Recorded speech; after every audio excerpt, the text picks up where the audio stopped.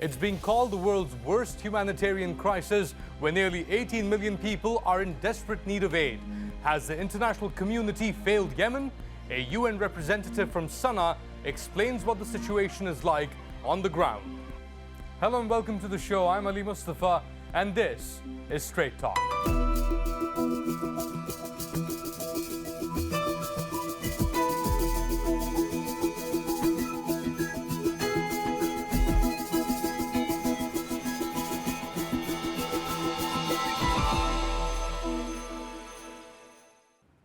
If you were to guess which country in the world was suffering the greatest humanitarian crisis, you would probably say Syria. A conflict there has left hundreds of thousands dead and displaced millions of others. But often forgotten in the headlines is another human tragedy: Yemen. Nearly 500,000 people there have been infected with cholera, and the disease is spreading fast. Several million people face starvation, and the global community has mostly stood silent, as Courtney Keeley explains. Yemen, home to the worst cholera outbreak in the world and an ongoing civil war, its disease heaped on famine and malnutrition, piled onto a conflict with no respite likely soon. Since the cholera outbreak began in April, the World Health Organization says more than 500,000 people have been infected, and over 2,000 have died.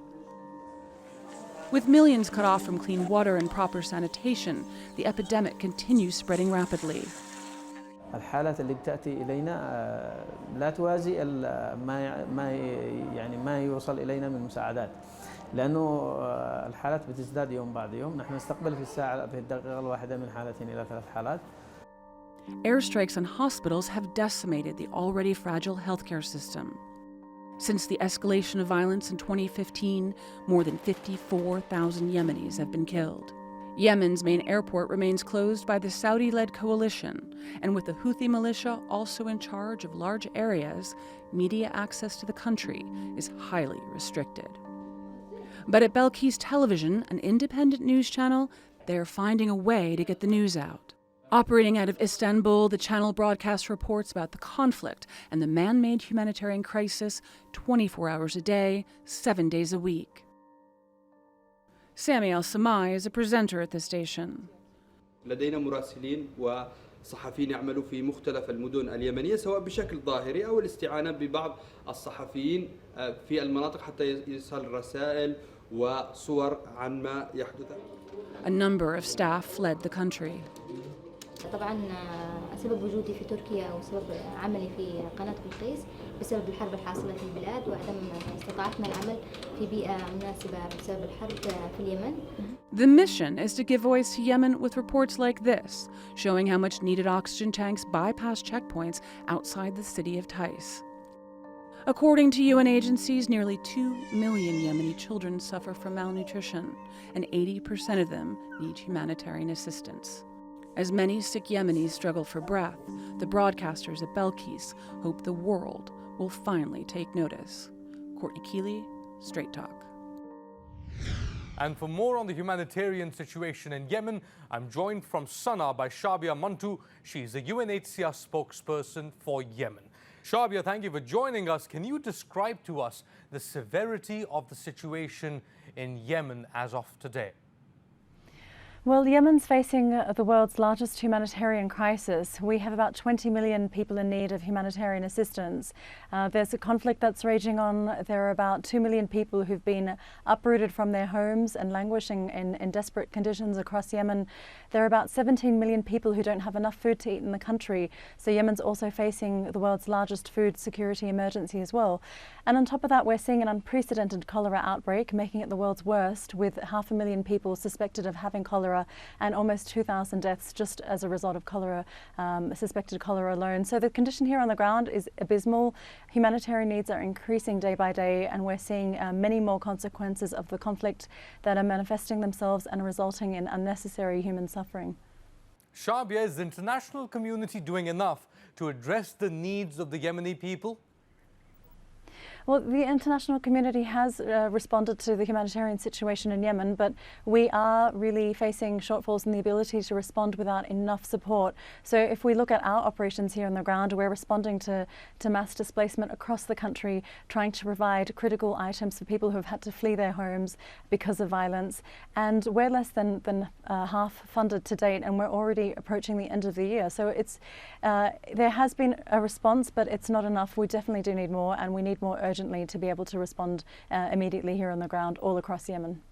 A cholera epidemic is one of the crises people are facing. What about other issues that haven't been resolved, Shabia? Well, it's the world's largest, but it's also, we're seeing as a result of conflict, there are a lot of man-made consequences. So cholera itself, it's a direct consequence of the conflict. It's also resulting because there just aren't enough health facilities that are functioning in Yemen.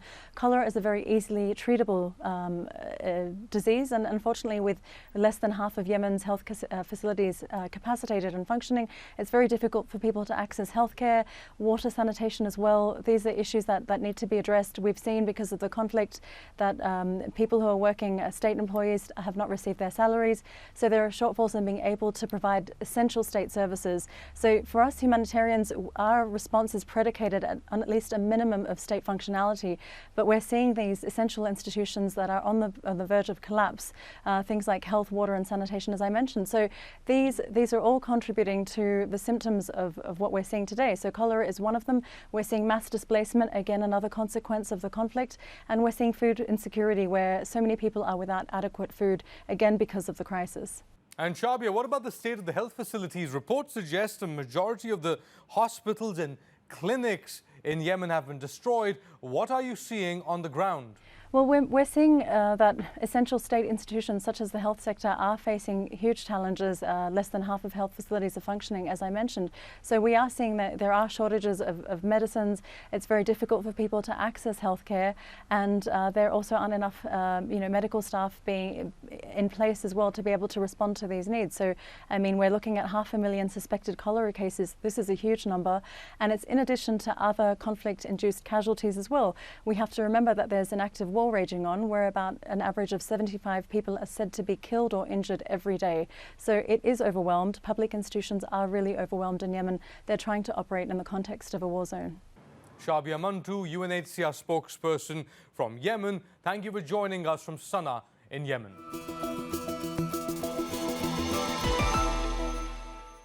Still to come on Strait Talk, a global humanitarian crisis with tens of millions facing hunger and disease. We take a look at the countries most affected. And how much has Turkey contributed to the global aid mission? And is Ankara's strategy working? We take a closer look.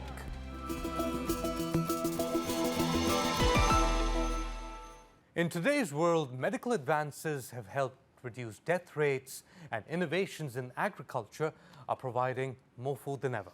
But hidden deep within that progress is another darker side. A side where millions of children go hungry, not knowing where their next meal will come from. Entire communities have been ravaged by drought and by conflict. So which parts of the world are most at risk? Aisha Jamal finds out. Millions across the world are on the edge of starvation, and few countries are paying attention. Earlier this year, the United Nations reported that the world is experiencing the worst humanitarian crisis since World War II. The situation is especially dire in Yemen, Somalia, South Sudan, and Nigeria, where 20 million people are on the brink of famine. While the world has made an effort to help, funding is far from enough. In Nigeria, 7 million people are in need of humanitarian assistance, and more than half of those are children. In January, the UN appealed for $1 billion in aid for Nigeria, but as of June this year, less than half of that has been raised. Though it is no longer classified as a famine, the people of South Sudan still remain desperate. So far, half the population is at risk of starvation. The brutal civil war has displaced more than 3.5 million people. Many of the displaced are children, with over 250,000 of them suffering from severe acute malnutrition.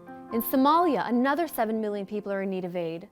The situation is especially grave for Somali children. Nearly half of them are malnourished, and persistent droughts are making things worse. Then there is Yemen, which is facing the biggest humanitarian crisis in the world, with over 18 million people affected. Ongoing conflicts in Afghanistan, Iraq, Syria, Libya, Myanmar, and the Central African Republic, amongst others, have also left millions hungry and suffering. The reality is, these people have not received enough help, and the situation only continues to get worse. In a world of plenty, why are people still dying? And to get a better grasp of the scale of the world's worst humanitarian hotspots, I'm joined from Nairobi, Kenya, by Gabriella Wyman. Gabriella, thank you for joining us. Now, you're the Regional Director for the Horn of Africa and Yemen for the Norwegian Refugee Council. Tell us about some of the hardest hit areas today, and what kind of humanitarian crises are these areas facing? You know, it's really difficult these days to say what is the worst crisis. There's many crises that are fighting with each other for the worst crisis in the world, the worst displacement crisis in the world, the worst refugee crisis in the world. Just today we got a new figure that in the first half of this year alone, 9 million more people have been displaced by conflict and by food insecurity. And these people come from places like Syria, of course, Yemen, Somalia, South Sudan, and even now the Democratic Republic of Congo and Central African Republic are roaring their heads, and a lot of people are getting displaced in these areas. Explain to us then, you've got these hotspots in Syria, in Congo, in Yemen, but it also has a spillover or trickle-down effect, doesn't it? For example, when it comes to Syria, Jordan and Turkey and Lebanon have to bear the brunt of the crisis, but this trend seems to be everywhere. This is very much true. Unfortunately, just today, actually, in Uganda, the 1 millionth South Sudanese refugee passed its borders. Uganda has been incredibly hospitable to refugees. They are home to many refugees from many different countries, but by far, the South Sudanese are flocking into Uganda because of the atrocities that are happening in South Sudan itself. NRC, for example, is working both in South Sudan as well as in Uganda. So we very often get firsthand the stories of people that come across and the atrocities that they have witnessed or that they have experienced themselves. So it's hard to work there. Even for our own staff, South Sudan is now for the third year in a row the most dangerous place for humanitarians to work. This year alone, 15 humanitarians lost their lives in South Sudan. And it is a really sad day for the world when we have to remind people that we are not a target. Gabriella, you've highlighted the conflict zones, the hotspots, the humanitarian hotspots, so to speak. Tell us about the response. How has the global response to these burgeoning, increasing crises been? Yeah, you know, it's of course never enough. So we always need more money, but I don't really want to emphasize more money, although in some places like in South Sudan, like in Congo and Central African Republic, more money is most definitely needed. But I also do understand that many countries are giving unprecedented numbers of assistance. A good example maybe to give you is from Somalia. In Somalia, there was a threat of famine earlier on in the year because of drought. It comes at a very bad time because the country is actually just, starting to get back on its feet. But a really bad drought hit the country. A large increase in the humanitarian response in Somalia, as well as a very good leadership by the Somali government has thus far averted famine, and this is really a success story. I would like to also particularly thank the people of Turkey in this respect, because Turkey has played a major role as well in this humanitarian response, and this has so far helped to avert a famine. So things can be done if we all work together. Gabriella Wyman, thank you for joining us from Nairobi, Kenya. So we've seen how the global humanitarian response has been found wanting, with many countries offering help at the start, but pledges often go unfulfilled and are forgotten over time. Many Western countries especially have been singled out for not doing enough despite having the resources. But how has Turkey fared as a donor nation? Has it done enough? Omer Kablan finds out.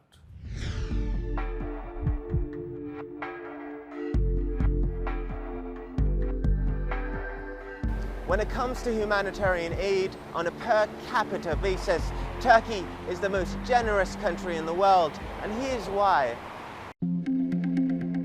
According to the Global Humanitarian Assistance Report, Turkey spent close to $6 billion on humanitarian causes in 2016, coming only second to the US. However, Turkey topped the list in terms of sending aid based on its gross national income. Turkey also hosts the most refugees in the world. Altogether, it makes Turkey one of the most generous countries in the world. Last year, Turkey hosted the first ever World Humanitarian Summit on behalf of the United Nations. Bu anlayışla Türkiye bugün dünyanın 140'ı aşkın ülkesinde insani ve kalkınma yardım faaliyetleri yürütüyor, binlerce projeyi hayata geçiriyor. Sorunlara çözüm üretemeyen sistemin yükünü sadece belli ülkeler omuzluyor. Turkey has been providing development assistance since the mid-1980s, spending an average of $67 million a year on aid. That all changed after the Justice and Development Party came to power in 2002. Years of strong economic growth that allowed aid to swell to over $6 billion a year. Turkish aid covers almost every corner of the globe. Some of the countries they are helping include Pakistan, Lebanon, Palestine, Philippines, Libya, and Somalia. To understand what this type of help really means, I went to Istanbul's Fatih district to meet a Somali student who's on a Turkish state-funded scholarship. Sadia Hassan Ibrahim is studying political science at Istanbul University. I would like to go back to my country, and I would like to serve my community who really need to get a talented and educated woman who can change the situation of our country into the better way. And it's not just scholarships, they're given jobs and economic opportunities too. Since the Syrian war, over 4,000 Syrian firms have opened in Turkey, contributing over $200 million into the economy annually. And this is a sign that Turkey's international aid efforts aren't just financial, but also about social and economic empowerment. Omar Kablan, Strait Talk. And to discuss this further, I'm joined by Hugo Slim. He's the head of humanitarian policy at the International Committee of the Red Cross. Hugo, thank you for joining us from Geneva. The ICRC is one of those organizations that has been providing not only humanitarian assistance, but also information, knowledge at various levels. In fact, the international humanitarian law that applies, you've got child soldiers on one side, you've got landmine issues that the ICRC deals with. Tell us the extent of the reach of the ICRC and its responsibilities. Well, Ali, thank you. And you're right. The ICRC is one of the unique players in the humanitarian world. We go back 150 years, and we are the part of the Red Cross and Red Crescent movement that works particularly on armed conflict. We work with states, all states, who have signed the Geneva Conventions, which are the rules of war. We work with them operationally on the ground to try and make sure that the rules of war are respected and that the fight is taken place in a particular form which protects civilians as much as possible, which respects prisoners of war, and which respects the wounded. So we work with states at that level and with all warring parties across an armed conflict, and we also provide humanitarian relief directly ourselves and with our movement. So national Red Cross, Red Crescent societies all over the world, in every country of the world, not least in Turkey, where you have Kizilay, the Turkish Red Crescent, who are one of the most important Red Cross, Red Crescent societies in the world. Tell us specifically, recent conflicts in Syria and Yemen have also shown the limits of the ICRC's potential and its reach. Tell us what you have experienced. What are the limits of the ICRC in such an environment as maybe in Syria and in Yemen? Well, the tragedy of these conflicts is that they are protracted. They are long-term conflicts that go on for many years. They have many warring parties involved, so there is usually a crisscross pattern of conflict across these countries.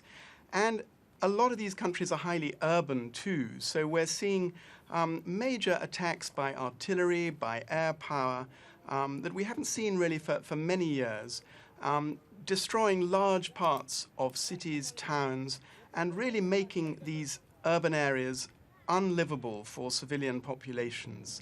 So the conditions are extremely bad. We look at Yemen today. You mentioned earlier in your link that we have the technology to cure and prevent a disease like cholera. But today in Yemen we have 500,000 cases of cholera, an easily treatable disease. And that is because the country has in effect been destroyed, its health services destroyed, and import restrictions, difficulty of civilian populations to move, means that people are poorer and poorer, water is dirtier and dirtier, people are sicker and sicker.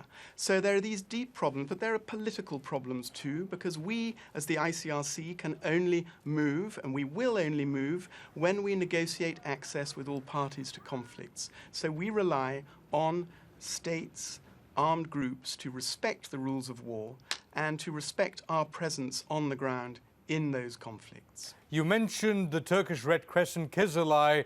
What has Turkey and Kızılay done right which other countries might benefit from or have learn lessons from? Well, I mean, I have to be frank. I think all of us in the humanitarian world know and recognize that the Turkish government and the Turkish Red Crescent, Kızılay, did not hesitate to respond with open arms to the humanitarian crisis in its neighboring country in Syria. And I think in many ways the way that the Turkish people, the Turkish government and Kızılay have responded to the refugee crisis, welcomed millions of people, treated them properly, housed them properly, and ensured that they are, in a sense, almost integrated into Turkish society, has been a significant example to other states in the world at this time. Hugo Slim, thank you for joining us from Geneva. Thank you.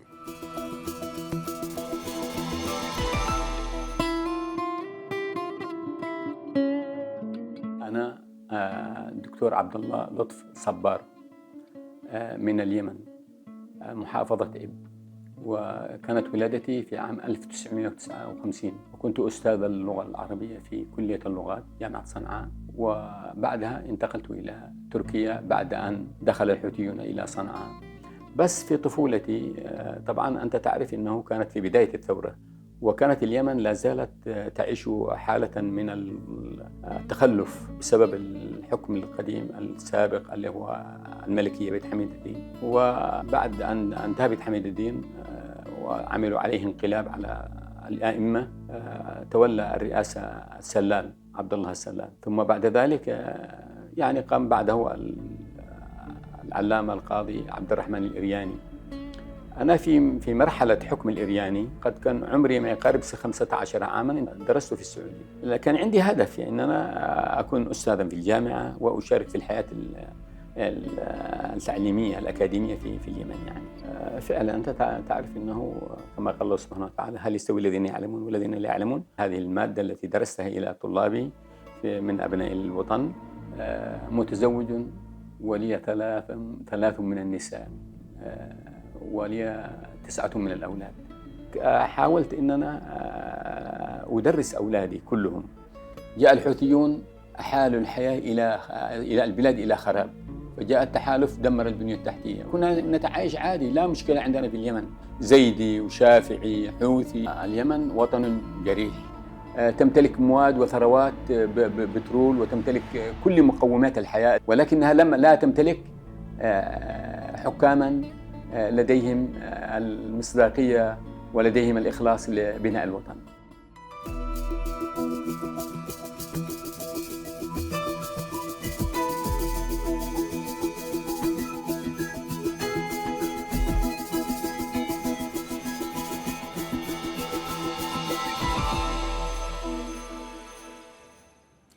We We live in a world where there is enough wealth and technological innovation to address the worst humanitarian disasters. But what's lacking is the will to tackle these tragedies with long-term solutions. When there should be concerted effort to end suffering, increasingly resources are being allocated to fund proxy wars. Often countries suffering the most from preventable diseases, hunger and conflict are also the most expendable. Their place in the global economy is marginal, making it easier for richer countries to leave them at the margins. But Turkey has been an outlier of sorts. Not being an overly wealthy country, it has gone beyond its means to help the helpless. But is this approach sustainable? Should Turkey be burdened further with such a responsibility? Tell us what you think, and we'll share your comments next time. And that's all for this edition of Strait Talk with me, Ali Mustafa. Until next time, hoşça kalın and goodbye.